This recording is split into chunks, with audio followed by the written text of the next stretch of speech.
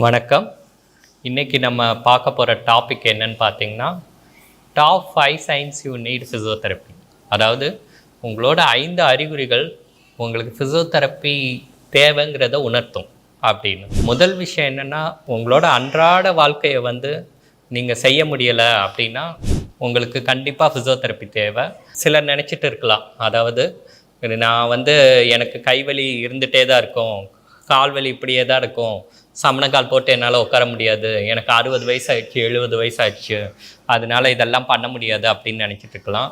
அப்படி இல்லை, நம்ம பிறந்ததுலேருந்து இறந்தது வரைக்கும் கூடுமான மட்டும் 90% நம்மளோட அன்றாட வேலைகள் எல்லாத்தையுமே நம்மளால் செய்ய முடியும். நீங்கள் அந்த வேலைகளை போஸ்ட்போன் பண்ணுறது, அதாவது இல்லை இது என்னால் பண்ண முடியலை அப்படின்னு சொல்லிட்டு எவ்வளோ காலம் தள்ளி போடுறீங்களோ அது அப்படியே உங்கள் உடம்புல செட் ஆகிடும். அதனால எவ்வளோ சீக்கிரம் முடியுமோ அவ்வளோ சீக்கிரம் நீங்கள் ஒரு டாக்டரை பார்த்தீங்கன்னா இல்லை ஃபிசியோதெரபிஸ்ட்டை பார்த்தீங்கன்னா அது உங்களால் அந்த வேலையை முழுமையாக செய்ய முடியும்.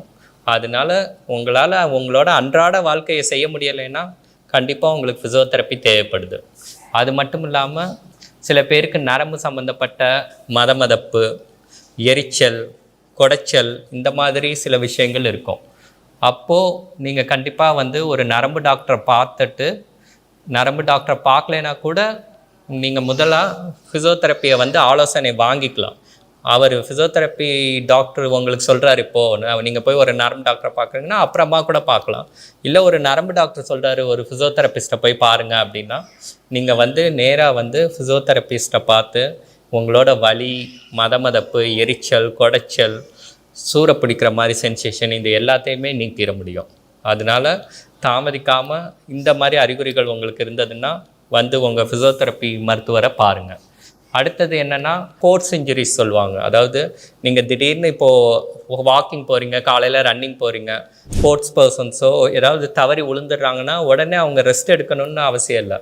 உடனே ஒரு ஃபிசியோதெரப்பி மருத்துவரை பார்த்து அதுக்குரிய ஆலோசனைகளை இது பண்ணிங்கன்னா நீங்கள் சீக்கிரமாக உங்கள் விளையாட்டுக்கு திரும்ப முடியும், உங்களோட அன்றாட வாழ்க்கைக்கு போக முடியும். அந்த மாதிரி ஏதாவது ப்ராப்ளம் இருந்தாலும் நீங்கள் இமீடியட்டாக அது உங்களுக்கான அறிகுறி, நீங்கள் ஒரு ஃபிசியோதெரப்பி மருத்துவரை பார்க்கணுங்கிறது.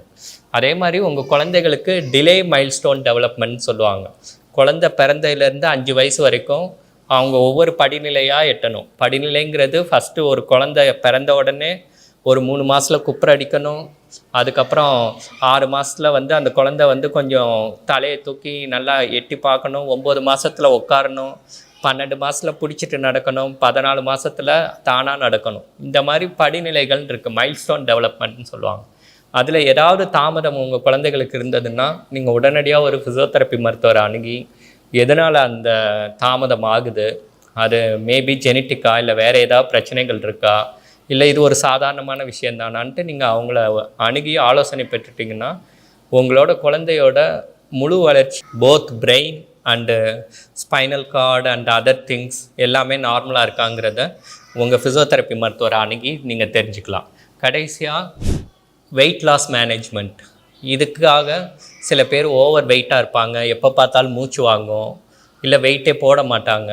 அந்த மாதிரி இருக்கிறவங்க நீங்கள் ஒன்லி உங்கள் சாப்பாட்டில் மட்டும் நீங்கள் கடைப்பிடிச்சிங்கன்னா உங்களோட வெயிட் குறையாது. அந்த மாதிரி நேரத்தில் நீங்கள் ஒரு ஃபிசியோதெரப்பி மருத்துவரை அணுகி உங்களோட வெயிட் லாஸ் மேனேஜ்மெண்ட்டுக்கு ஒரு ப்ரோட்டோக்கால் நீங்கள் யூஸ் பண்ணிக்கிட்டிங்கன்னா உங்களோட வெயிட்டு கணிசமான அளவு குறையும். அப்போ உங்களுக்கு வேறு எந்த சைடு எஃபெக்ட்ஸ் எதுவும் வராது. அதாவது ஒரு டயபெட்டிஸோ ஒரு பிபியோ இல்லை அதர் ப்ராப்ளம்ஸோ கண்டிப்பாக வராது. இருந்தாலும் அதோட அளவை முற்றிலும் குறைக்க முடியும்.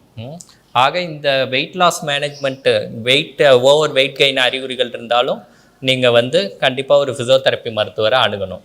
இந்த மாதிரி அறிகுறிகள் உங்களுக்கு இருக்கும்போது ஒரு ஃபிசியோதெரப்பி மருத்துவரை அணுகுனா உங்களுக்கு உச்சபட்ச ரிசல்ட்ஸ் இருக்கும். நீங்கள் அதனால் you should aware of physiotherapy. Thank you.